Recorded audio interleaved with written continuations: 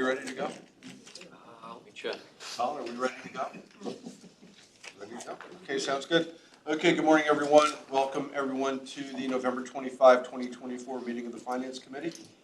Sylvette, could you call the roll, please? John Hayes. Here. Paul Anthony. Here. Ann Baum. Robert Brooks. We have him Here. on the video, thank you. Larry Hamburger. Ricky Bauer. Here. Mike Stershik. Here. We have a quorum. Okay, thank you. Any public comment? No, sir. Thank you. Okay, move into the action items. First item on the agenda for action is the October 24, 2024 minutes. Entertain a motion to approve. Motion by Mike, second by Paul. Any additions, deletions, or corrections? Hearing none, all those in favor of the subject motion indicate by saying aye. Aye. Opposed? Motion carried. Okay, next, accept the financial statements. Todd, you're up. Good morning, all.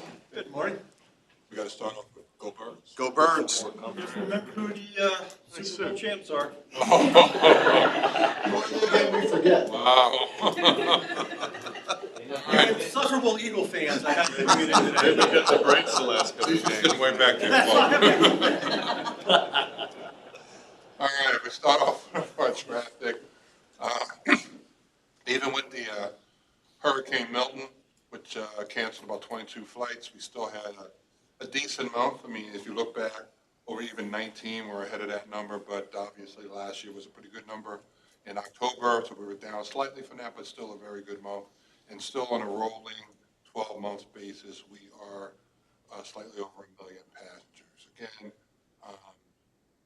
yeah, a decent month. You can see it here.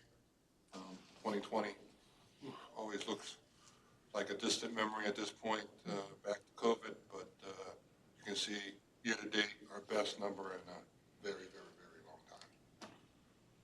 Comparing our numbers to other airports, you can see again, bless you, Mike.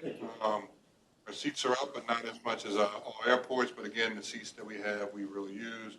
We're doing much better than all airports when it comes to throughput.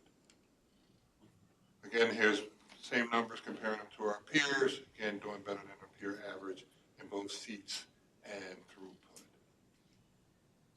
And then for the month of October, despite the challenges with the hurricane, we still had a positive month. We had a positive month of 192,000 as far as net income. And again, that does include the accruals for the GASB, which is over 100K. So again, if we didn't have that in there, we would be really close to last year's number as far as actuals. Year to date, kind of cruising along here. We're 2.7, almost 2.8 as far as net income, and quite favorable compared to budget. Frank's favorite chart. We'll call it the Frank chart from now on. 10 out of 10 in these agreements, and it really kind of highlights what we've been talking about as we get into 2026, when we won't have any cares, when it's like, hey, how are we doing each and every month without cares and without any kind of miscellaneous income? So it says each month we're kind of holding down that fort. Looking at the profit centers, and this is year to date, you can see up there, cares has actually moved down to number 3. I think at one point it was number 1 for a long time. So eventually cares won't be on this list, so it's nice to keep moving down. Pointing out 10 and 11 because, again, it points out the subsidies that we do to kind of keep our rates competitive, because you always hear me kind of do the quotations with it's supposed to break even, but we have to subsidize to kind of make sure our rates are somewhat competitive. Again, breaking down our budget variances, some of that is, biggest number up there is mainly benefits, half and half on the personnel. Net interest, we've done a really good job with that. Contract services, a lot of that is some of the demolition and some of the things that we haven't done that are going to be pushed into next year. But again, overall, I think we've done a good job of kind of managing our costs. Todd, if you could go back one slide, please. Sure. Queen City's at 650,000. Is that driven by what? That is driven by lower fuel sales. Okay. I mean, we've had a lot less fuel sales. I mean, at one point we were getting a helicopter service over there. We're not getting that anymore. Obviously, we have storm water in there, We've also done a lot of extra work over there, which is going to hit your depreciation line, so Yep. it is a concern that we're looking at, but hopefully things will turn around. The stormwater tax, that's 180 a year? 77, and I'm glad you 77, I'm sorry. asked that question. I know John had asked that question last month. Total spent is about 578,000 in CARES, not CARES, ooh, I wish that was CARES, which is stormwater, so hopefully when we get that back at some point, right, Elizabeth? When we get that back, that'll show as miscellaneous income, at least for Queen City for that. All right, breaking it down here again, this is versus budget. And when you see here, as we talk about budget next, is, our budget becomes more like a maximum threshold. Obviously, there's some peaks and valleys in there, but, we're up pretty significantly from last year's actuals. 14% is nothing to sneeze about. Even on the non-personnel, you're up 6. Again, we gave ourselves a lot of bandwidth on our personnel costs. And, we didn't necessarily use that, and some of that is tied into how our business kind of ebbs and flows of it. But again, even though we're down 10 versus budget, we're up 11 versus last year, which means the train is still moving pretty fast. Comparing the numbers year-to-date, full-time, part-time, and then FTEs, FTEs is full-time equivalents, and that's based on, for the most part, except for firefighters, which are a different number, 40 hours per week is a full-time equivalent. And then breaking it down by departments. And then you can get into our 6-month kind of cash flow. And the ones in yellow are just kind of the highlighted numbers that are going to change now that we finalize, well, not finalize, we're proposing our budget to reflect more of our budgeted numbers for 2025, and we've updated those. And so here again, one of the things that does have a big impact on our cash is the differences in our capital from month to month. Long term, it usually works out, but month to month is some of the grants and some of the payouts, the timing in the short term does impact our cash flow. And you can see there number 22 in February, that is what we're showing in there for our CARES. I think we have 400,000 for a little later in the year, but the bulk of it will be in February. Kind of break it down, you can kind of see the new numbers for some of our reserves there. Obviously, they go up as the days cash on hand, which is now 77,000 and change versus almost 74,000. All those numbers are kind of a function of days cash on hand, and they go up. And down at the bottom there, you can see we just kind of put in what would happen starting in November if we were paying that extra 100K in debt service. What would happen? So we would go from 181 down to 180, and then cumulatively, by the time you get to April, it's 8 days cash on hand, and it starts to have an impact because we start thinking about our debt service for next year and what that could do to some of our cash on hand. And then breaking it down on our 180 total reserve there, and then our peer average 208 for 2022, and then peer average of 262 for 2023. Now, we'll spend some time when we get to the budget on this, but this is a slide that we want to pay close attention to. Because the forecast through 2025 is ramping down our cash on hand. So we've got to make sure that we understand that and understand the benefits to that. And then wrapping up, you're exactly right. We'll talk about that a little bit more in the budget. But again, it's really about our cash and managing that, because that is the king that kind of keeps us stable long term and having enough cash to kind of weather some storms. Just to that point, prior to October, were we trending up, or October of 24 like in the past? I think we've been pretty stable around that number in the 350 to 360. But like John said, coming 2025, we're trending in the wrong direction. Well, not necessarily trending in the wrong direction. We're spending down some of our cash. If you go back, it's interesting when you think about where we are now and then where we were in 2019, 20. So in 2019, before CARES, we had $15 million of cash total. We didn't even come close to 100 days over and above our reserves. So we've gotten a little, obviously we turned lemonade in from lemons from COVID, but we got close to $34 million in cash now, but we've come in right before COVID, we had $15 million in cash. So we've made good use of that money. We built the connector, we're doing other things, but this is just showing that we're going to be spending some of that on some of our resources.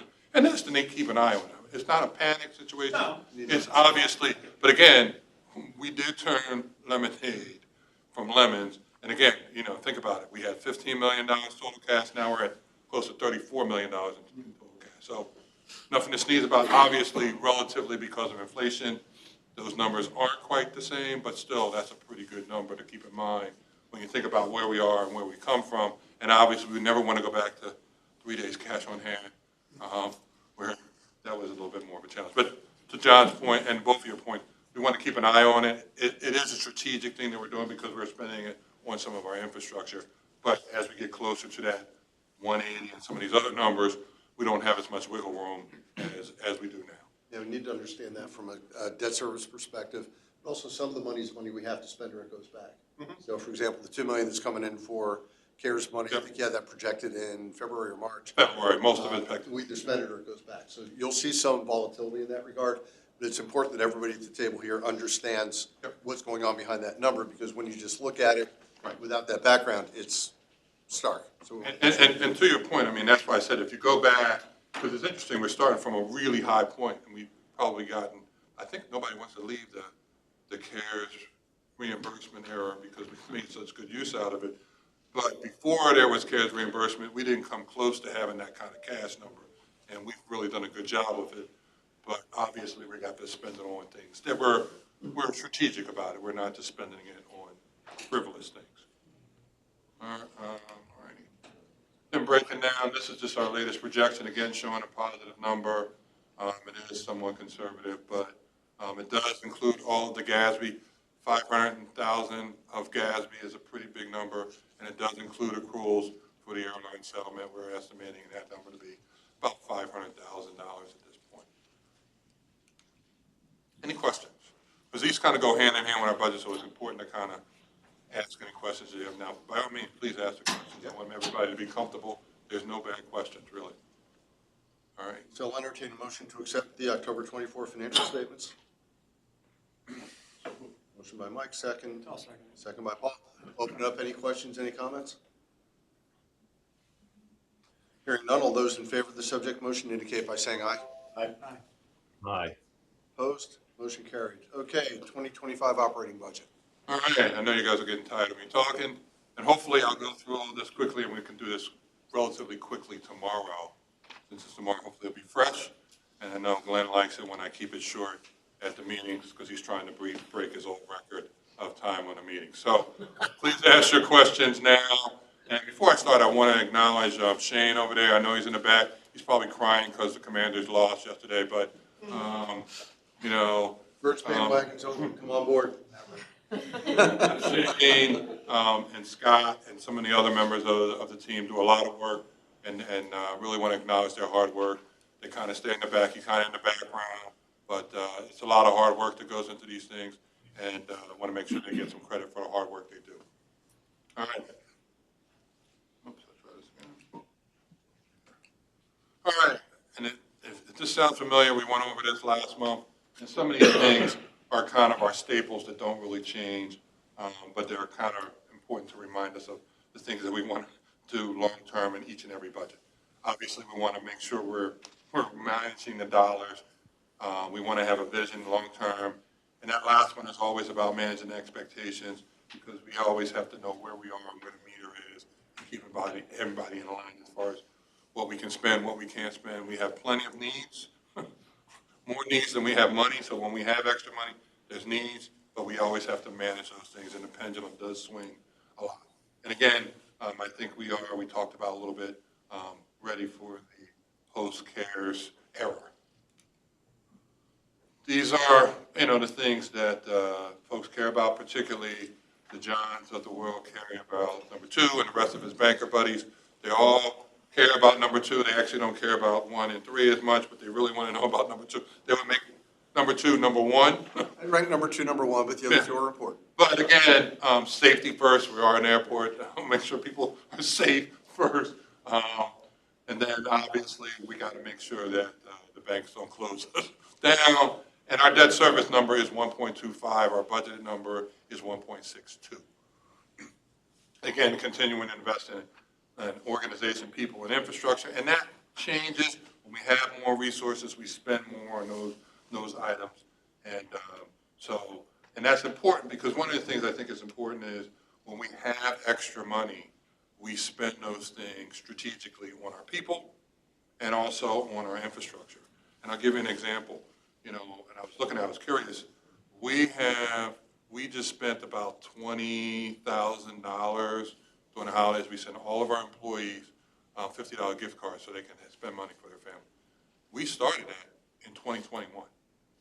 So in 2019, when things were kind of rolling, we weren't doing that. But that's just a small way when we have a little bit more resources. Hey, have a nice Thanksgiving. It's not in anybody's contract. It's just something we do to take care of folks if we have the resources to do that. So that's just a small example. 888833. 2019 budget was $10,000. Budget number was $843K in 2019 budget. So again, we are obviously not trying to make as much money as we can, but we want to be self-sufficient. And again, obviously that number does include CARES, and we do have some one-time expenses. You see that on 3, whereas, like I said, when we have extra resources, demolition, some of these other things that are not kind of leveraged out where we have to pay them every year, we're going to spend that money and we're going to use it wisely. Again, 100K is built in there for November and December. That's just a placeholder because obviously we have to do our current 2015 bonds. We're going to have to refinance those at the end of October. 33, Steve's not here, but I pointed out 33 inches of snow, 15 events. Obviously, if that number's a lot higher, it could impact us.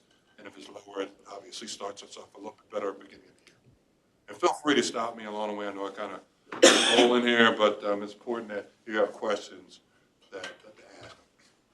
Revenue-based budget seems like a pretty basic concept, but a few people in the room remember when we were expensing it and we were keeping our fingers crossed to make sure we could make it because things were that tight.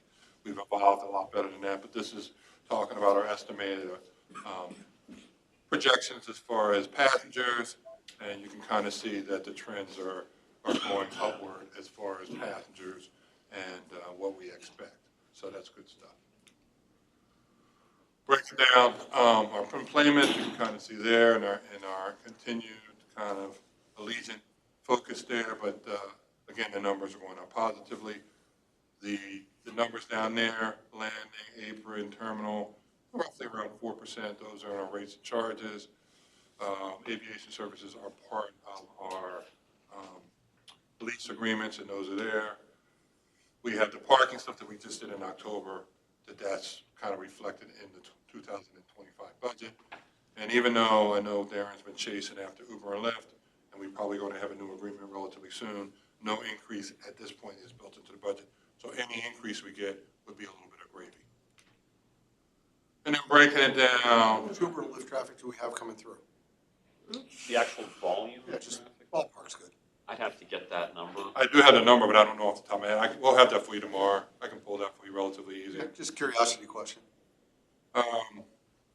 This is breaking down our total employees. You can see they went up a little bit. Our FTEs pretty close to where they were last year, even though the hours are down. That's just kind of based on kind of the shuffling with ARC is there as far as their hours are a little different. But again, we're pretty constant. I think we're getting pretty close to our maximum as far as hours and what we can, unless our business actually changes. We're kind of close to the maximum bodies we can budget at this point. And we're continuing to budget full staff day one? Yeah.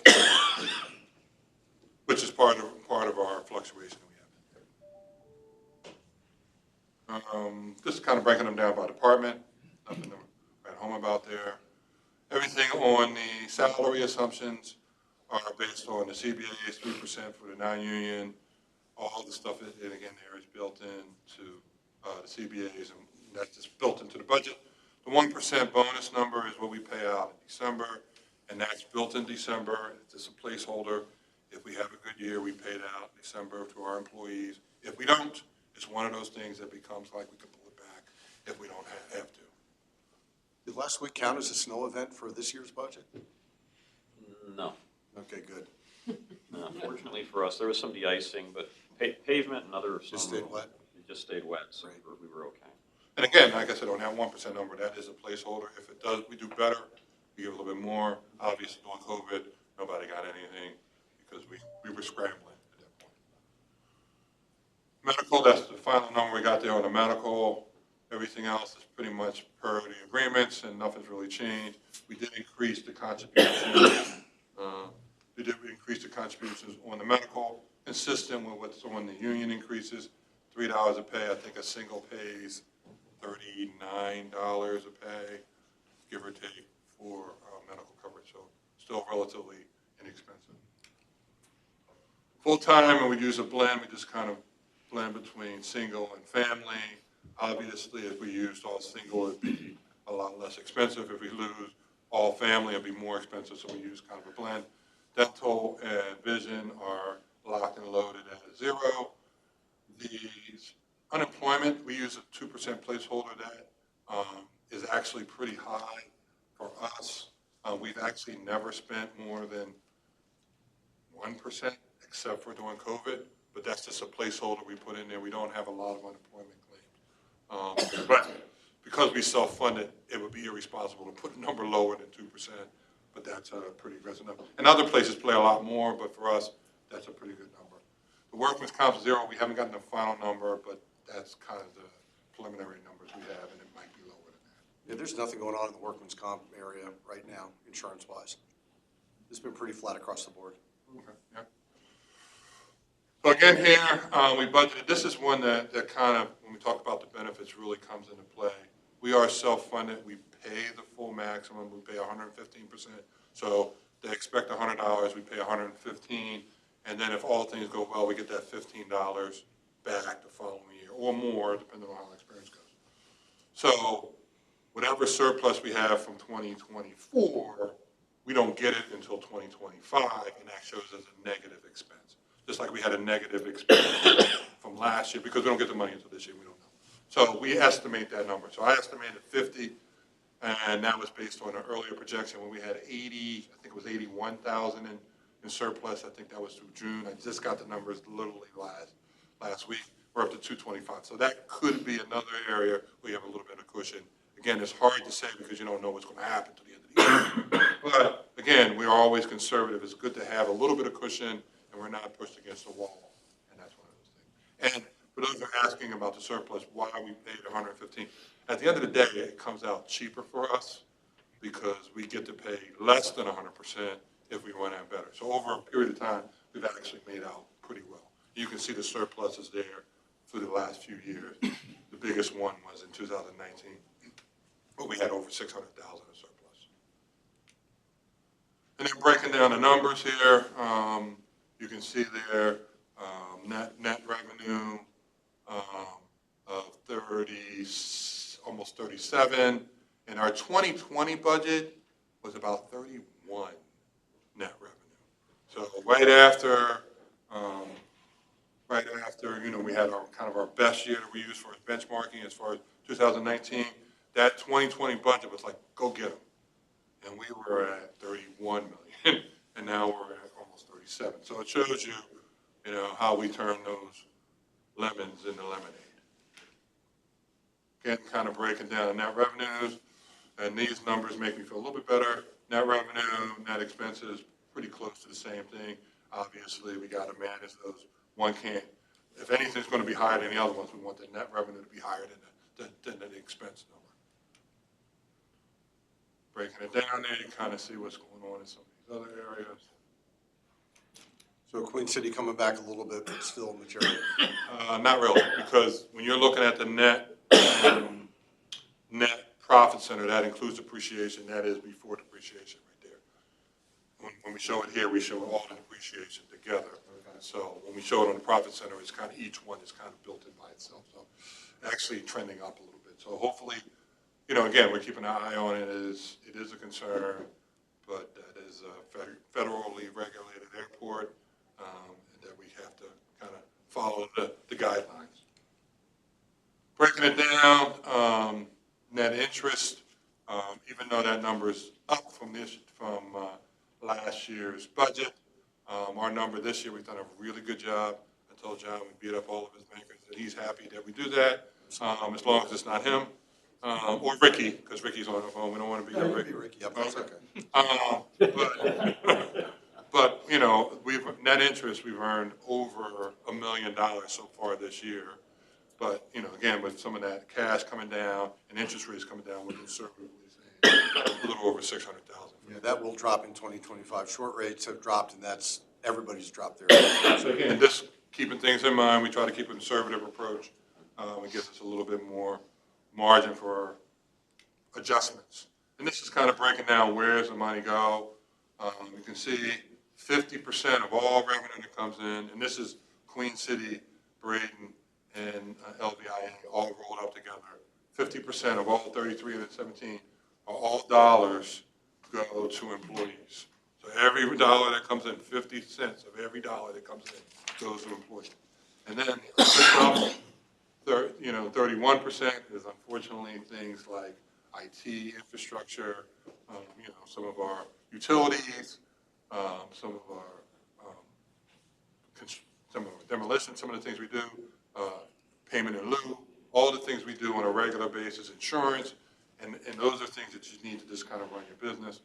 And then the last three items that kind of make up almost another 20% is really infrastructure, because debt service, most of our debt service is attributed to infrastructure, lease payments, infrastructure, and then whatever else we have, that kind of residual is infrastructure for things that, the chiller broke or something else. Those are the things that goes for right there. So again, it talks about we put our money where our mouth is, people and infrastructure, that's where our money's going. And then breaking it down by profit center, again, you can see there, John, where I was talking about, you can see on the Queen City that number is north of $1 million. Airfield terminal, again, shows the subsidies that we have, and we'll talk about that a little bit more in a minute. But again, CARES sliding down, staying at number 3, and obviously in 2026, it won't even be on the list. And then breaking it down here, and this is kind of rates with subsidies and rates without. So it talked about those things that we do to kind of keep our rates somewhat competitive, because obviously if our rates go competitive, even if the airlines are making money, they can go somewhere else and make a little bit more, and that makes us less of an attraction. So we try to keep our rates competitive enough to attract as much business as we can. So you can see as you go down there that that's a pretty big increase, well over $1 on the landing fees, and you're talking over $50 on the terminal rate without those subsidies to kind of keep our rates in line. And this is kind of breaking them down, since 2015. And, go down to 2015, at one point we talked about trying to get that rate below $4, but with inflation, that's just not going to happen. We're not that far off as far as where we were in 2015 as far as landing rate per pound. And then what were those things that made up that 31%? And these are kind of the things that, and this is the same chart I showed last month, just kind of breaking them down. That contract service, a lot of that is the demolition, fuel, dues and subscription, and that is a lot of our IT stuff that I mentioned. A lot of those subscriptions, Microsoft, all those things that we have to do to kind of run our business and protect it, cost money. Electricity, maintenance, repairs, all the things there that we need to kind of run our business are there. And this is kind of breaking down kind of the history of the CARES that we've had. A little over 18 million in total of CARES, and at one point we talked to somebody said we should spend it all in 1 year. We strategically said don't do that, because what would have happened is we would have had to give all that money to the airlines and they would have forgotten about it by this point. So the fact that we used it strategically, able to do some things that we wouldn't otherwise have been able to do. And our recovery came back quicker. It was key. And so last year, and for those that need to know the date, it's November that we have to spend the money. I think it's November 16th, somewhere in there. Yeah, November 16th is when we have to spend the money on that 2.4. So we've got 2.4 coming in 2025. The cash we've received from 2020 to 2024, has all of that been spent, or is there Yes. some of that cash still sitting on And our balance actually, sheet? when you're talking about the CARES, we have to spend it and then they reimburse it. So they don't give it to us up first. Yep. We have to spend it because it is, in their mind, considered expense reduction. Okay. So if we don't spend it, we can't get the money. That cash is sitting on our balance sheet. I would like for it to be. Yep. But no. And then kind of breaking down the cash flow, kind of breaking it down in 3-month intervals again. You kind of see that 31, and that doesn't include the kind of restricted cash that we have out there. That's why I said we have pretty good number as far as compared to like 2020, right before COVID. So even though it's going down some compared to where we were 5 years ago, if you had told us 5 years later we would almost double, we would have more than double in cash, and we would have done all this stuff, I would have said, great job. Not even counting the fact that there was a pandemic in there. I think that kudos to everybody in this room and all the staff and everybody working together to make those things happen. And let me go back there. You can kind of see there on that one down there on number 10 is that kind of 200,000 of estimated for November and December additional debt service. Just an estimate. We push all the numbers out. That's just an additional extra that we're throwing in there that come in at that play. Breaking it down, and that one for properties is a placeholder. At some point, I'm sure Darren's going to tell me he's got that property available, but it's just kind of parked out there for when that becomes available.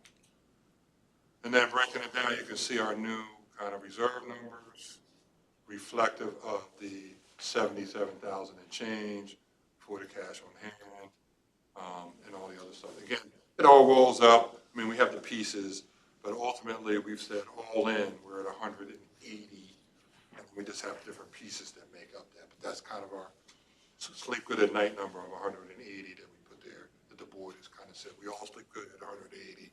We get below 180, some of us are going to sleep, probably me, but that's okay. And then breaking it down, kind of what we talked about, John talked about earlier, and that coming down of CARES, but it's good, I said coming down of cash, but again, this is reflective of some of the things in the infrastructure and some of the things that we planned on doing, and that number is coming down because it's been strategic. So Where do you expect that to flatline? it's probably going to flatline in the 200s somewhere, in the low 200s. That's kind of where I see it going. I mean, we're going to be in that 210, 215 number where I see it, once we start getting into 2026, that's what I say, unless there's some other influx of cash that comes in. So it becomes more important on a regular basis to kind of make sure we don't go below that. And that's why we have that red line there, everybody, is that 180. Again, that's a lot of it's board induced. It's not a bank number, but it's our number that says, hey, we want to have 180 so we can all sleep good at night and know that from next month they're still in business. So that 180 makes us all feel pretty good. But yes. Any other I questions? know we're going to talk about this when Ryan comes up and does the capital budget, but talk a little bit about some of the things that are causing the ramp down in cash. Well, some of the things in ramp down is some of the final stuff we're doing on some of the connector. I know we have to finish up some of that stuff. We have some of the grants that we have to use that's going along with that. Some of our stuff associated with the runway work. But it's a lot of the infrastructure that is necessary that, we've kind of said we're going to do these things because they are critical. I mean, Well, I understand that, Touch. Just we need to understand what's driving that number because that is Okay. something that is key to the board. okay. Yeah, I'm not saying we shouldn't do it. I'm not saying Okay. any of that. I'm saying we need to understand what's behind that number. Well, the runway work is a part of that as well. Some of the Walk final. through that too with some. Yeah, Ryan's going to go through a lot more of the detail. But it's some of our bigger projects, and Ryan will touch on that when he gets up here. But again, to your point, it is something that we are trying to do. They are strategic, but he's going to walk through the major projects. We have some departmental stuff in there as well, and we'll walk through all of those lines in there as well. I mean, even like, for example, we just had to do our, one of our hangar doors and some of that. Everything we do around here, if we sneeze, it's a lot of money. Yeah. So, unfortunately, that's just the nature of the beast. So Brian will go into some of the bigger details, but some of this stuff is like, you know, Tom will say, well, do we have money for this? You know, we have money for this. I mean, even when we talked about the demolition, it's, you know, how long have we been talking about doing demolition, for how many years? Yeah. And we didn't have the resources to do it. And somebody even said, hey, can we depreciate that? I said, I don't think so. Huh, that's creative accounting, but let me go back to the drawing board and think about that. But again, I mean, I'll let Brian go into the detail, John, and that way, because that way we're not going to put everybody to sleep, because I know he's got all the details kind of lined up on his slides. But again, cash is key for us. We don't talk a lot about our balance sheet, but the most important part of that balance sheet for us is obviously the cash piece, because that's the stuff that's going to help us and run our operations. Some of the other stuff, some of our buildings and the land and all that is not necessarily easily convertible to cash if we need it. Any questions? I think that any questions, concerns? Again, I'm going to make this really short tomorrow because I'm trying to keep Glenn's record intact. But, you know, again, if you have any questions, by all means, I'll pause for a minute. Any questions, concerns? Okay, thank you. Oh, I got to go over exhibit B. I forgot about that one. All right. Still need a motion on Okay, that. got Don't we it. get the, don't we separate the two? Yes, no, the first one I think you have to do a budget. Then I'll make a motion on the budget. Okay. I have a motion on the floor. Do I have a second? I'll second that, John. Okay, thank you, Ricky. Any additional discussion or questions? Hearing none, all those in favor of the subject motion indicate by saying aye. Aye. Opposed? Aye. Okay, motion carried. Thank you, Todd. Okay, next is the rates and charges. All right, and I'm not going to spend a lot of time on this. Is just formalizing what we just talked about on the rates and charges. This is a separate exhibit that kind of breaks out the things we just talked about, breaking it down, our landing fee. And there's a 9. For those that don't have an agreement with us, they pay a little bit more. They pay 7% more, so that's reflected in their rates up there. But all this was what we just talked about, just formalizing it in a separate exhibit that we send out to the airlines. Any questions, concerns? Entertain a motion to approve the rates and charges.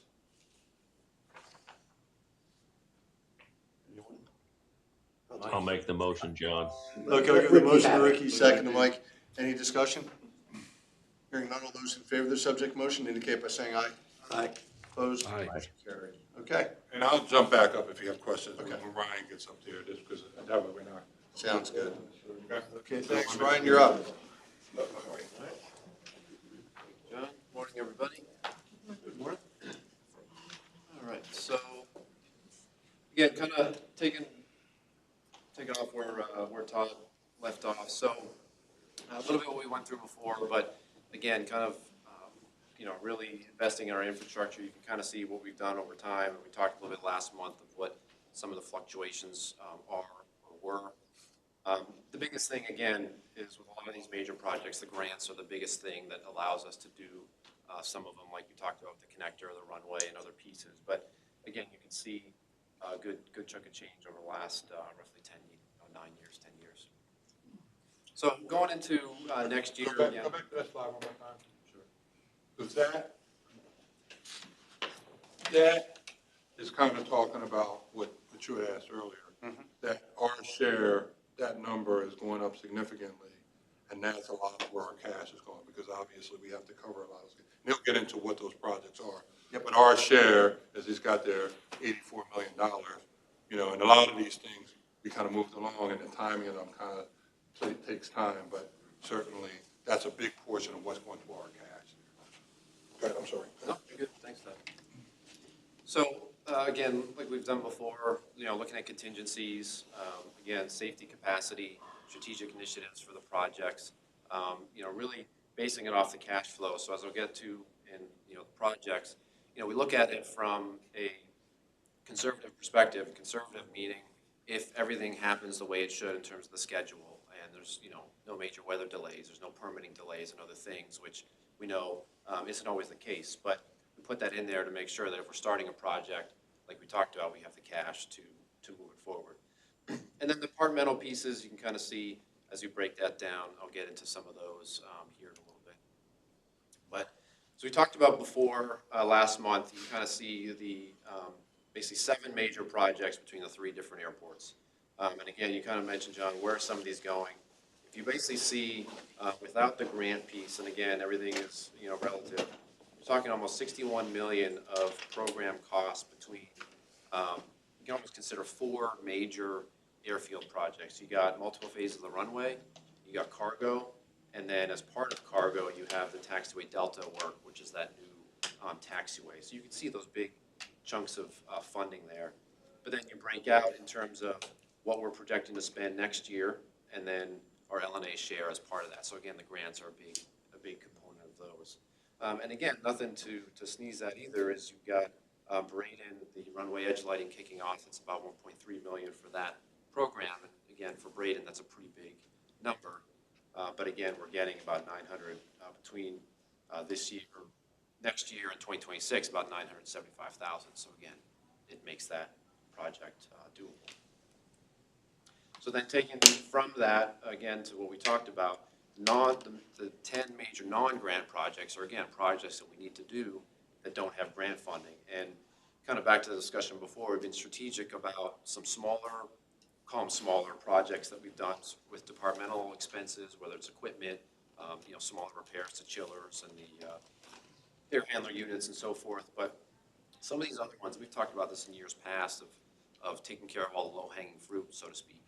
A lot of these ones are critical but big ticket items. We talked about terminal modernizations in terms of the way airlines board the aircraft now in terms of what we need to do with the equipment.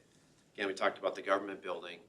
There is some infrastructure that we have to do that obviously we're going to capitalize from a electrical perspective. Kind of going down, we've talked about a parking structure. We've talked about pavement. So the mix of new investment in terms of capacity, but then keeping what we have up and running.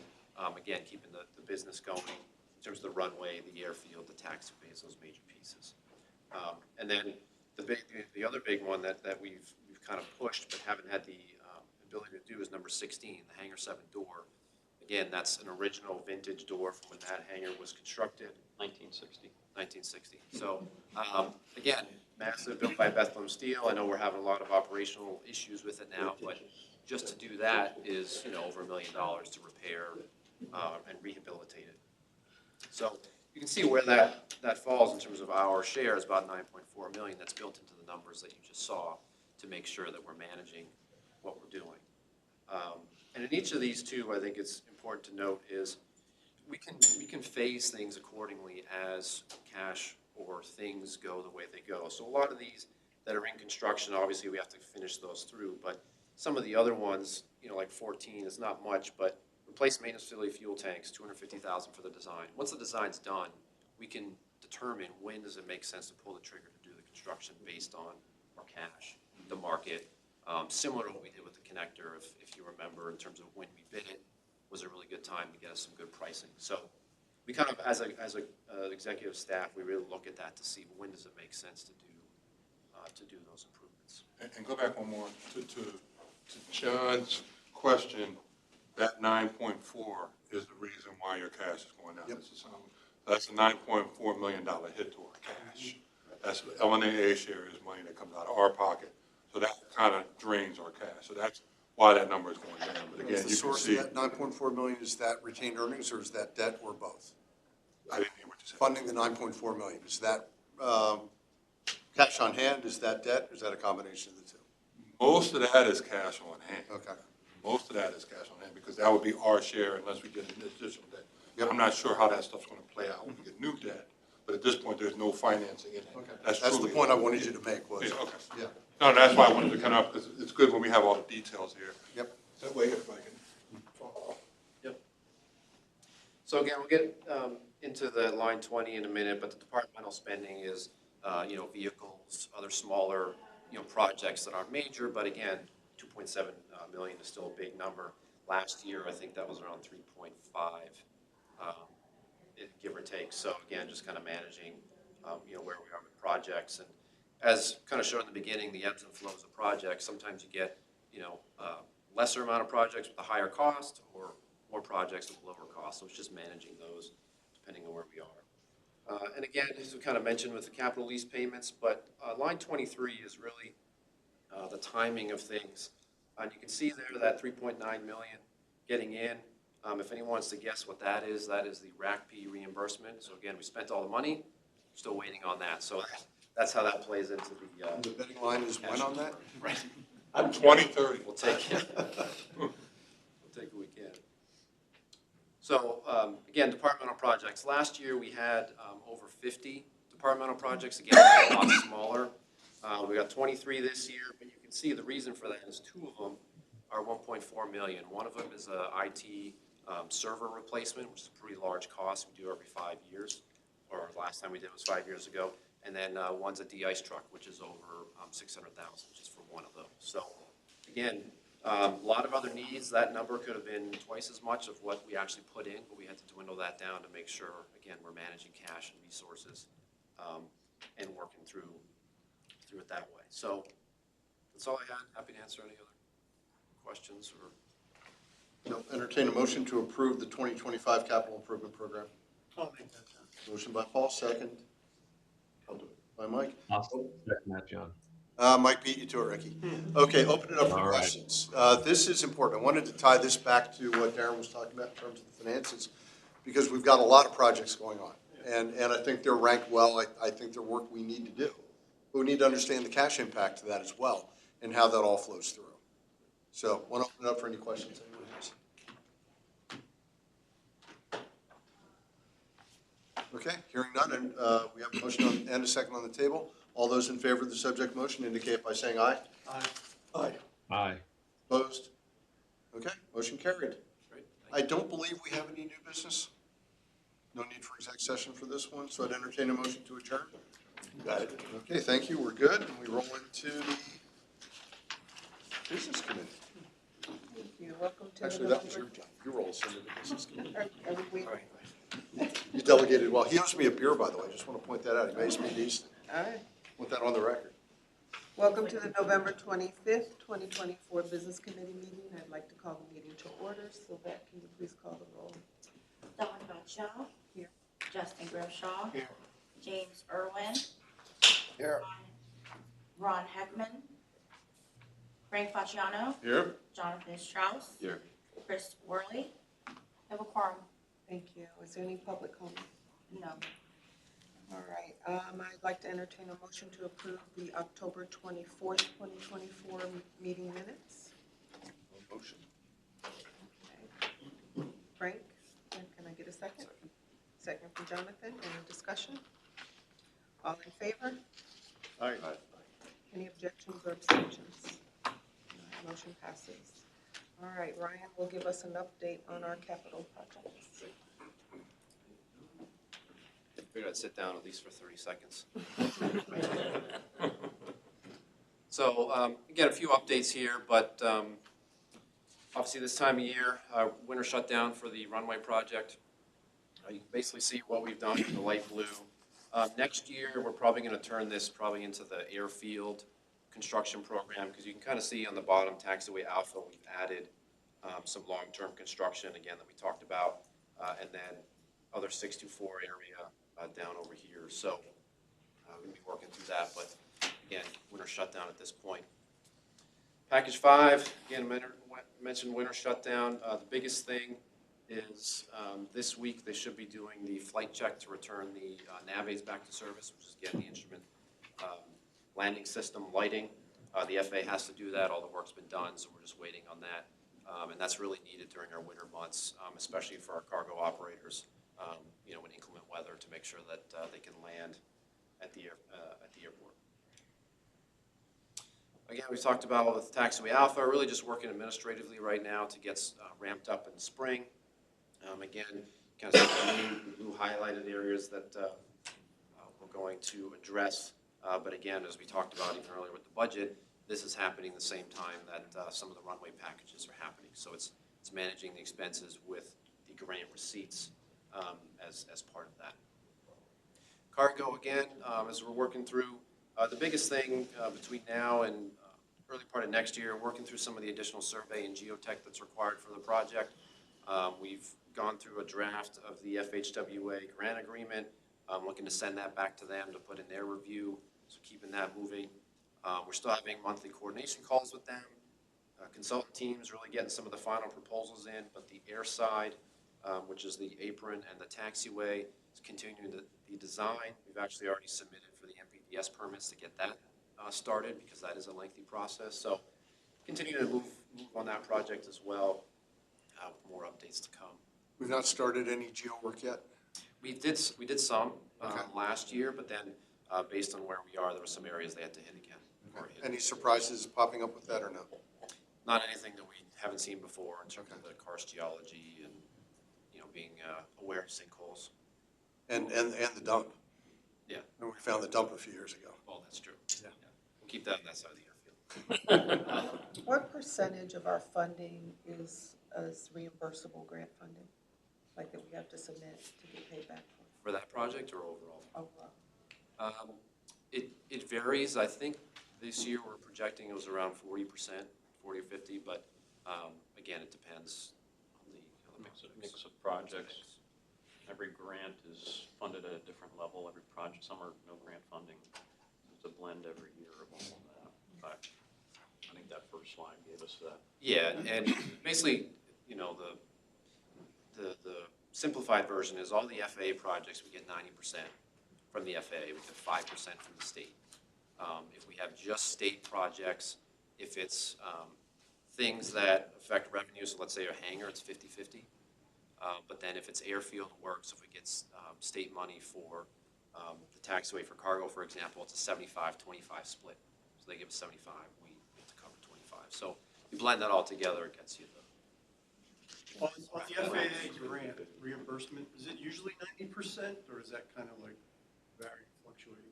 For the FAA, so you said? Typically 90 for non-hub airports.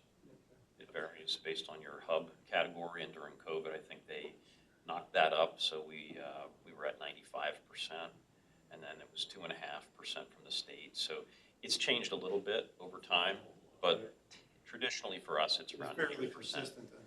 Yep. Fairly consistent, right? But every grant program tends to be a little different. RACP's 50-50. There's a blend on all those different grants, and so how those all roll up every year is different. Yeah, and just to add to that, briefly with the connector, same thing that we had to do was with each grant having a different match, you got to put those all together to make sure, okay, this grant has this amount, what does that actually do to our cash? But then, the responsibility that we're required to match. So that's a good question. So moving on to the parking garage, again, continuing to have our bi-weekly meetings. We did get a draft proposal from AECOM, working through some comments. They're adjusting that, waiting to receive that hopefully next week or two. But the biggest thing, just for the committee to be aware, we've already pushed this out on social media and to our employees. But again, as we talked about geotech and survey, the short-term Aero Club lot, we're looking to close December 2nd, which is next Monday, through the following Friday, December 13th. What we're looking to do as we do it, potentially reopening sections of the lot as we go. But obviously, the airport doesn't close, so we got to get people out to then do the work. The survey itself shouldn't take more than 4 days, but you have to get all the cars out of there to do that. So it gives ourselves some time. Short term is a little bit more of a fluctuation versus long term, as we've done in the past. Certain areas that we've rehabbed in long term sometimes took more than 30 days to clear a certain area. So we know it's an impact, but we want to get in, get out, and then having that information can continue with the design to know what we're up against, which obviously helps with cost estimating, budgeting, and what that next step's going to be. Those are boring, so they don't really have a huge impact on the parking lot, right? The borings does not, you're right. The biggest thing, actually, that's a great point. You see the boring plan there, Yep. quite a good amount. But the biggest thing is actually this electromagnetic survey, that there can't be any cars within 15 feet or they'll get false readings. And that's really to see what's underground, potential sinkholes, other issues that they got to work through. No, that's a good question. So you can kind of see that, and a portion of the long-term is going to be closed as well, but the biggest impact obviously is the short-term. When did we have, which project was it where we had the sinkholes and that we increased the number of borings we do because of that? It was either Hangar 11. My gut was Hangar 11. I think Hangar 11 was one of the first times, I think Or since was the it the new runway pad was- for the cargo? I think it was No, I Hangar think it 11. was definitely Hangar 11. Okay. Yep. Yeah, for those who weren't here, that's what I wanted to bring up, is we significantly increased the number of borings we do because the soil we have here, it's prone to sinkholes. Yeah. And we learned out of that one. Yeah, But it's also the reason, But it's more just to make sure we know what we got. yeah, and it's also the reason we're doing the electromagnetic as Yep. well, because inevitably you bore exactly where all the good soil is. Oh, absolutely. Right. So, Yeah. and you could Swiss cheese that place and still miss, Yep. so, Well, and even to that point, John, what we're actually doing differently this time versus even the connector is we're only doing half of the borings at 30% design. Once they actually go through and design, okay, there's gonna be a micropile here, they'll go back and confirm some of those later, which again, that won't impact a lot. That's just, to your point, a couple spots. Yep. So we're really accurate of what we're doing, and the thing here that, our consultants do a great job, but then even as a team kind of looking at is you try and balance as best you can of spending that money up front so you're not spending it later, or spending more later for, to your point, John, the unknowns and the sinkholes. So, so it's an impact, but again, hopefully we get in and get out and keep that project going.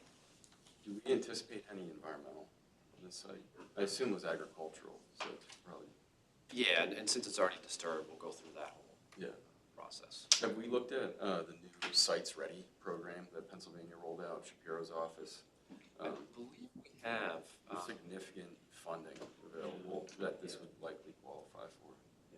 Yeah, we'll definitely be looking into more of that. I know Colin and I looked at it for some other projects, but yeah, it's a good point.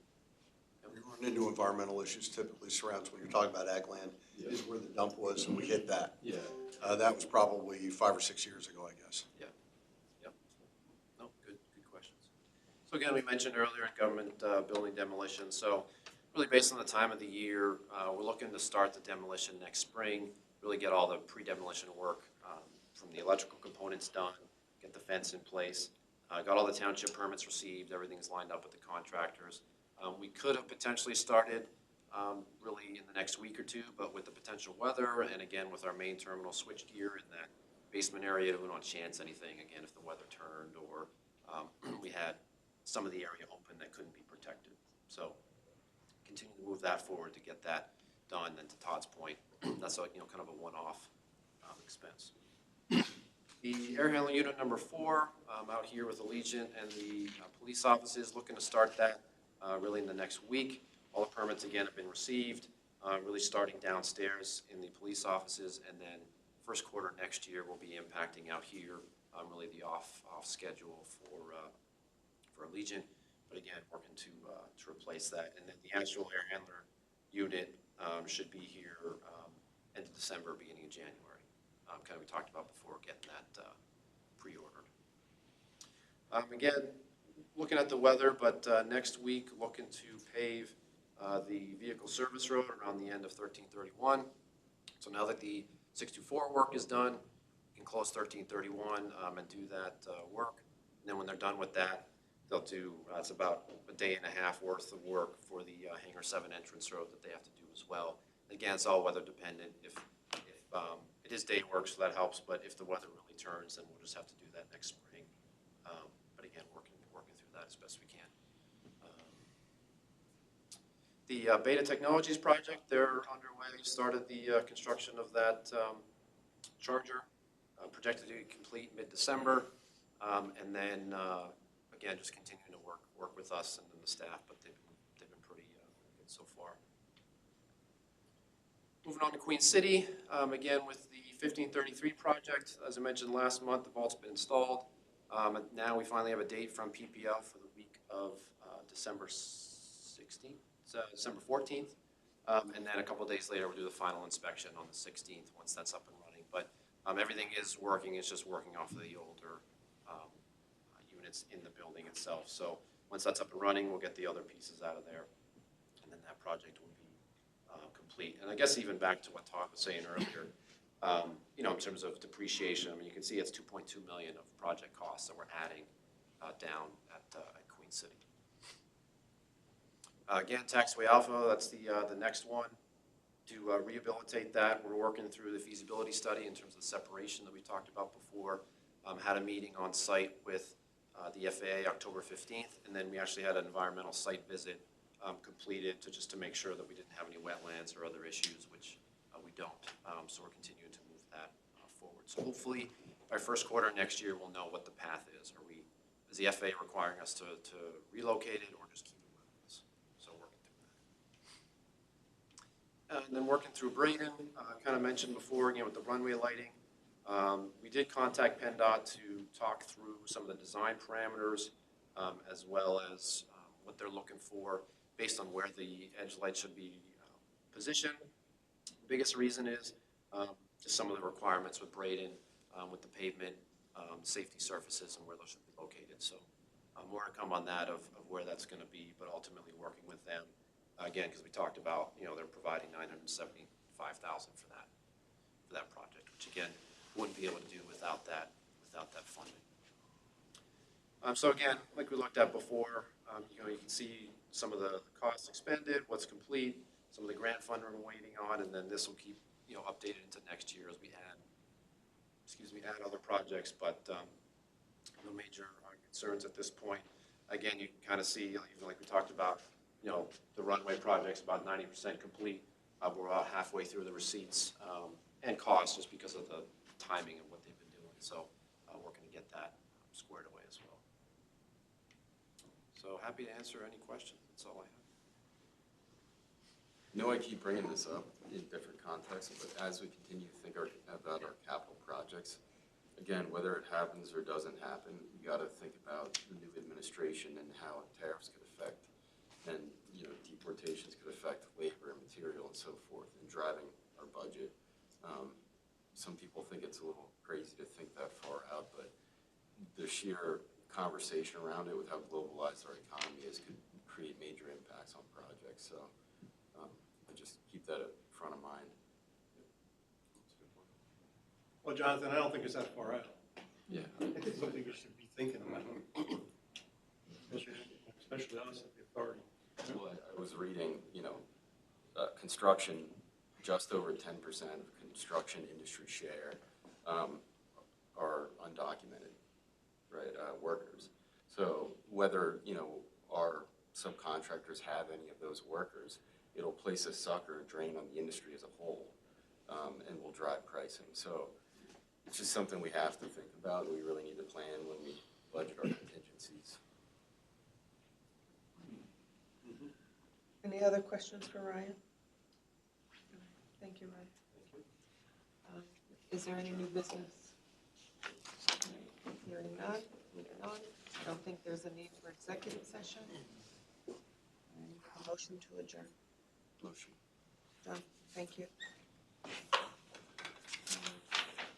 James, welcome to the executive committee. With that, would you please call the roll? Glenn Reedman, Present. Mike Stershik. Here. Frank Fasciano, Here. John Hayes. Here. Paul Anthony. We have a quorum. Thank you. Any public comment? No, sir. Okay, I'll take a motion for approval of the minutes of the October 24th meeting. I'll second. Mike? All those in favor? Aye. Opposed? Now for the approval of the Florio, Perucci, Steinhardt, Capelli, and Tipton invoices for October. We may have a motion for that. I'll move. John? Second. Mike, second. Any discussion? Seeing none, all those in favor? Aye. Opposed? Approval of the hazard mitigation plan resolution. Who is handling that? Colin will be taking care of that. Yes. Okay. Well, thank you very much. This is something that we all talked about, funding. This is certainly something that falls in the Director of Public and Government Relations category. And I want to first, before we get through this, commend Emergency Manager Jennifer Bulgari from the LNAA, as well as Steve Connors. Ryan just stepped out to the bathroom, I think. But This was a collaborative effort in order to make sure that this annex that we want to include in the 2024 Hazard Mitigation Plan for the Lehigh Valley was put together. It's a reflection of the great work of Jennifer and Steve in the way the counties now, Lehigh and Northampton County, work with the authority. And it gives us the opportunity, again, for potential access to funding. So we're looking forward today to the approval of the Hazard Mitigation Plan resolution. This 2024 Lehigh Valley Hazard Mitigation Plan is done. It has been developed by Lehigh County Emergency Services as well as the Emergency Management of Northampton County. They identified about 27 natural and non-natural hazards. This is something that Lehigh Valley Planning Commission as well as Lehigh County Authority, along with the LNAA, have created annexes for. So we went through and created a mitigation plan of our own, looking at some of the categories and identifying places in which we could potentially put some preventative measures in place, as well as, again, access these funding mechanisms right here at the federal level. We have been a stakeholder within the mitigation plan for years, but this is the first time, as I said, that we are now adding our own annex into it. And the gist of it all is, if we ever want to access the money, or there's a funding opportunity that pops up, the first question is eligibility. By adopting the 2024 Hazard Mitigation Plan as our mitigation plan and bringing in our annex, we will now have the ability with our annex to access that funding. So that is critically important, obviously, for the authority going forward. So what we'd like to do is we'd like to adopt the 2024 Lehigh Valley Hazard Mitigation Plan as the official hazard mitigation plan for the LNAA and direct LNAA staff to then implement it. And there's a resolution that goes along with it. So that's what we're asking the executive committee to approve today and bring to the Board of Governors. Does anybody have any questions? Seeing no questions, do I have a motion for the resolution? So moved. Second. John and Mike. All those in favor? Aye. Opposed? Thank you. Go Birds. Go Birds. Okay. Approval of the hotel ground lease. Darren? So this one we're going to cover inside of executive session. Okay. Oh. Okay. Then we'll take a motion. So moved. We go to executive session. John? Mike, second. All ready, please.